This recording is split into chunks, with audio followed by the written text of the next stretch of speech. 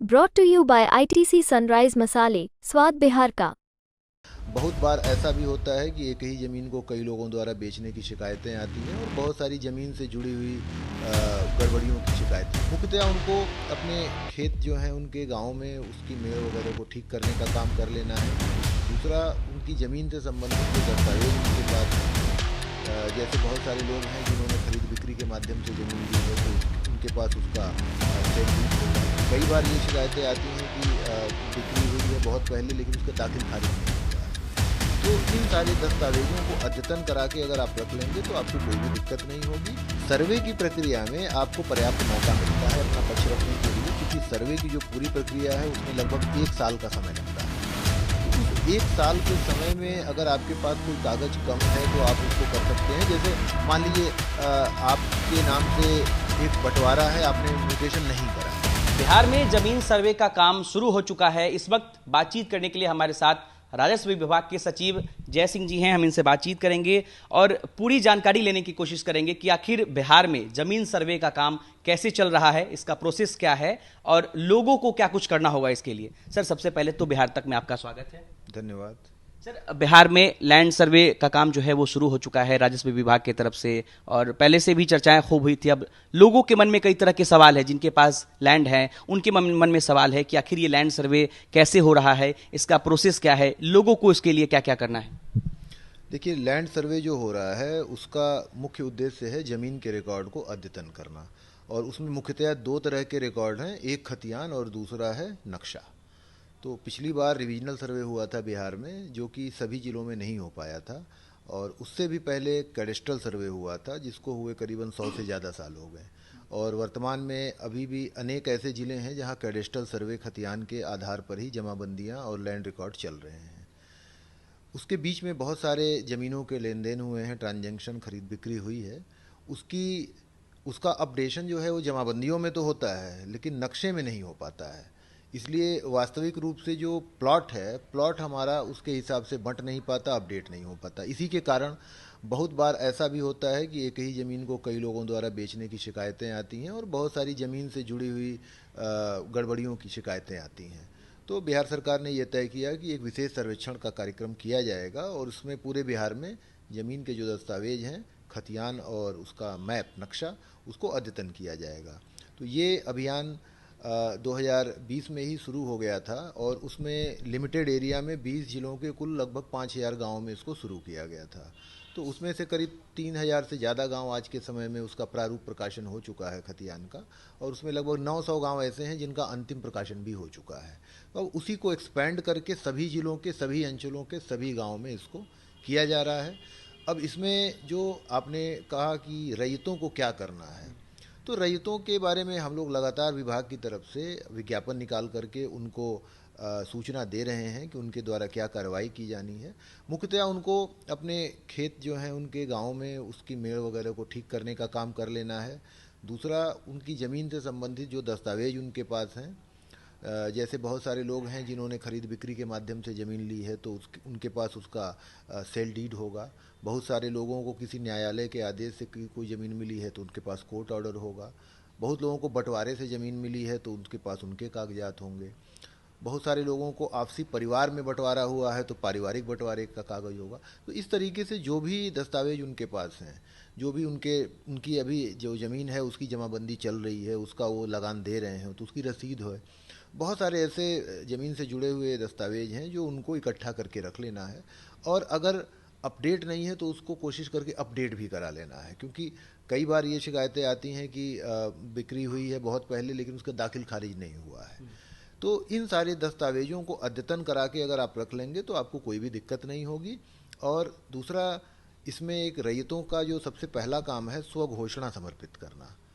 तो ये जो नियम है सर्वे का, उसमें रैयतों को यह बोला गया है कि आप सबसे पहले अपनी ज़मीन को खुद ही डिक्लेयर कीजिए, खुद ही घोषित कीजिए, यह ज़मीन हमारी है, उसका प्लॉट इतना है, उस प्लॉट का रकबा इतना है, हमारी चौहद्दी पे ये लोग हैं और ये ज़मीन हमको इस तरीके से प्राप्त हुई है।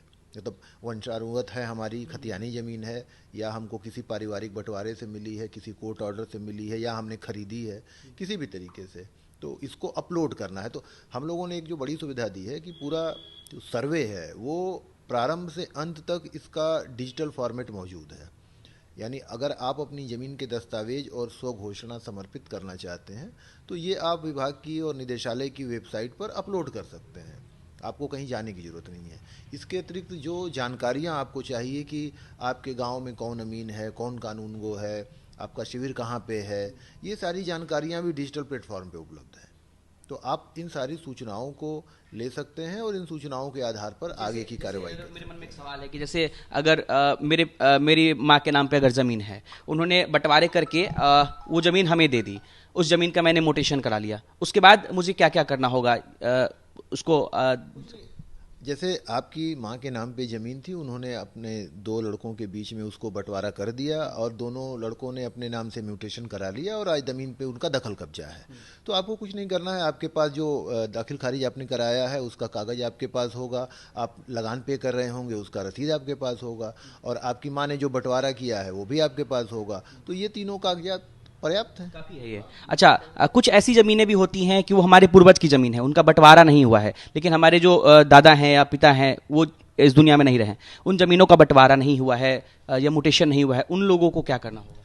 उन लोगों को सबसे पहले तो पारिवारिक बंटवारा कर लेना होगा, क्योंकि अगर आप पारिवारिक बंटवारा नहीं करेंगे तो फिर यहीं से फिर जो भूमि विवाद की उत्पत्ति यहीं से होती है, पारिवारिक विवाद से ही होती है। तो उसमें सबसे आसान तरीका है कि परिवार में बंटवारा कर लीजिए।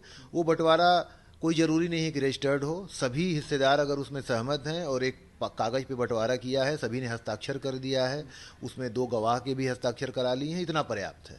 इसके आधार पर आगे की कार्रवाई हो सकती है और विशेष सर्वेक्षण के दौरान आपके नाम को खतियान में दर्ज करने में कोई आपत्ति नहीं होगी। अच्छा, लोगों के मन में एक ये भी सवाल है कि अगर मेरी ज़मीन बिहार में है, मैं बिहार में नहीं हूँ, जो लोग बिहार में नहीं हैं और वो काफ़ी दिनों से अपने ज़मीन को देख नहीं रहे हैं, तो वो लोग इस सर्वे में कैसे हिस्सा ले सकते हैं? जैसे मैंने आपको पहले ही बताया कि पूरी प्रक्रिया जो सर्वे की है वो शुरू से अंत तक डिजिटल फॉर्मेट में उपलब्ध है। तो अगर आप बिहार के बाहर भी हैं तो जैसे पहला काम आपको करना है स्व घोषणा समर्पित करना, सेल्फ डिक्लेयर करना, जिसमें आप अपनी ज़मीन के कागज़ और अपना उसका विवरण लिख करके देंगे, तो वो आप ऑनलाइन कर सकते हैं, कहीं से भी बैठ के कर सकते हैं। दूसरा, अगर आगे जो सुनवाइयों की प्रक्रिया है उस सुनवाइयों की प्रक्रिया में भी अगर आप शामिल होना चाहते हैं तो आप उसमें दावा आपत्ति ऑनलाइन कर सकते हैं। आप अपने किसी प्रतिनिधि को, परिवार के सदस्य को प्राधिकृत करके सुनवाई में उपस्थित होने के लिए भी भेज सकते हैं। आपको जो डेट पड़ेंगी उसमें सुनवाई की वो एसएमएस के थ्रू आपको पता चल जाएगा। तो वो कोई दिक्कत नहीं है, आप बिहार से बाहर हैं तो भी आप इस सर्वे की प्रक्रिया में भाग ले सकते हैं, आपको कोई चिंता करने की आवश्यकता अगर किन्हीं के पास कुछ कागजात कम है, कुछ कागजात या खो गए हैं या है ही नहीं, तो उनके लिए क्या निर्देश है? क्या उन्हें कितना वक्त मिलेगा? क्या मतलब कुछ लोगों के मन में ये भी सवाल है कि अगर मेरे पास कागजात नहीं है तो क्या मेरी ज़मीन जो है वो सरकार तो नहीं ले लेगी? कई सवाल हैं लोगों के मन में। नहीं, देखिए, एक तो स्पष्ट हो जाना चाहिए सभी लोगों को कि जो भी खतियानी नेचर की ज़मीन है जो पहले किसी भी रैयत के नाम से है, वो कागजात अगर नहीं भी हैं तो किसी हालत में वो सरकार की नहीं होगी। खतियानी ज़मीन सरकार की किस स्थितियों में होगी उसके अलग नियम कानून है।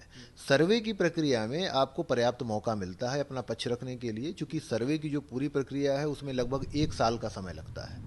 तो उस 1 साल के समय में अगर आपके पास कोई कागज़ कम है तो आप उसको कर सकते हैं। जैसे मान लीजिए आपके नाम से एक बंटवारा है, आपने म्यूटेशन नहीं कराया है, तो आप म्यूटेशन का आवेदन देके म्यूटेशन करा सकते हैं। आपने लगान रसीद नहीं दिया है, आपके पास लगान का अद्यतन रसीद नहीं, आप वो दे सकते हैं। या और भी कोई कागज़ जो आपको लगता है आप इकट्ठा कर सकते हैं। अगर शुरुआत में आप नहीं भी दे पाते हैं तो आगे के चरण में आप उसको दे सकते हैं।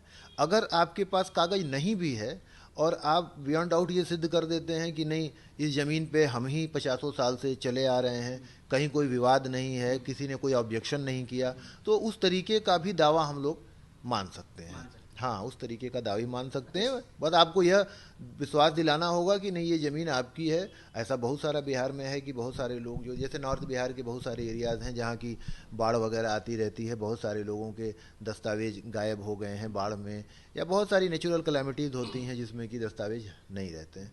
तो आपको किसी तरीके से ये साबित कर देना है कि वो ज़मीन आपकी है, तो उससे हो जाएगा। अंत में एक सवाल रहेगा कि इसका पूरा प्रोसेस क्या है? जैसे अगर मेरा ज़मीन है तो मेरे पास कौन आएंगे, सर्वे कैसे होगा, इसका पूरा प्रोसेस क्या है, विभाग की तरफ से कौन जाएंगे? सबसे पहले तो मैंने बताया स्व घोषणा आपको देना पड़ेगा, वो आप ऑनलाइन भी दे सकते हैं। और दूसरा, अमीन कानूनगो या एएसओ से संपर्क करके उनको भी हैंडओवर किया जा सकता है। अब अमीन कानूनगो और जो आपके एएसओ हैं, सहायक बंदोबस्त पदाधिकारी, इनका नाम और मोबाइल नंबर वो सब आज के समय में विभाग के उस पर वेबसाइट पर उपलब्ध है। आप उनसे फ़ोन से बात कर सकते हैं। शिविर का कार्यालय जो लगाया गया है वो मुख्यतः अंचल कार्यालयों में ही लगाया गया है।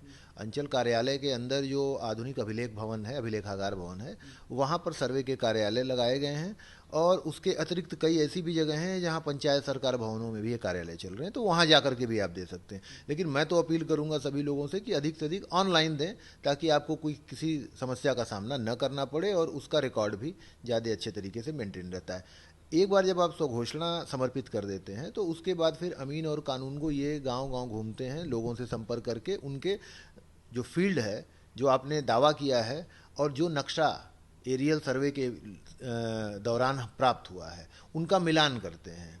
ऐसा भी हो सकता है कि आपने जो पेपर दिए हों उसमें आपने ज़्यादा ज़मीन दिखा दी हो, मौके पर आपके पास कब्जे में उससे कम ज़मीन है। ऐसे भी बहुत सारे मामले आते हैं। तो इन सारी चीज़ों का सत्यापन जो है वो फील्ड वेरिफिकेशन के दौरान होगा, जिसको हम लोग किश्तवार बोलते हैं, और खानापुरी के दौरान उन्हीं कागज़ों का सत्यापन करके आपके नाम से एक ड्राफ्ट खतियान तैयार किया जाता है। कई बार शिकायतें आती हैं कि जमीन के म्यूटेशन में कई बार जो है अंचल अधिकारी जो हैं वो बिना पैसे लिए काम नहीं करते, या फिर कई बार दलाल जो हैं वो भी एक्टिव रहते हैं, या जमीन को लेकर के कई विवाद होते हैं। तो क्या लगता है कि इस जमीन सर्वे के बाद इन सारे चीज़ों का समाधान हो जाएगा?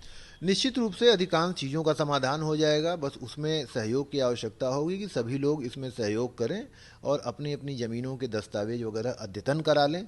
खास तौर से ऐसे मामले जो पारिवारिक बंटवारे से संबंधित हैं वो अपना अद्यतन करा लें और उन कागजातों को आप जमा करें। निश्चित रूप से जब खतियान बन के तैयार होगा, नक्शा अद्यतन होगा, यह पता चल जाएगा कि पहले एक बड़े से प्लॉट में वर्तमान में जो 10 हिस्सेदार हैं उनका प्लॉट का कौन कौन सा हिस्सा है, तो निश्चित रूप से ये विवाद जो है हम काफ़ी हद तक कम कर लेंगे। चलिए, तो देखिए जमीन सर्वे को लेकर के किस तरीके से बिहार में जमीन सर्वे होगा और लोगों को इसको लेकर क्या कुछ करना है, कौन कौन से दस्तावेज जो है इकट्ठा कर लेने हैं, ये पूरी जानकारी दे रहे थे सचिव जय सिंह। उन्होंने पूरी जानकारी दी है कि जमीन सर्वे को लेकर के आपको क्या क्या कारनामे जो हैं वो करने हैं। अनिकेत कुमार, बिहार तक, पटना।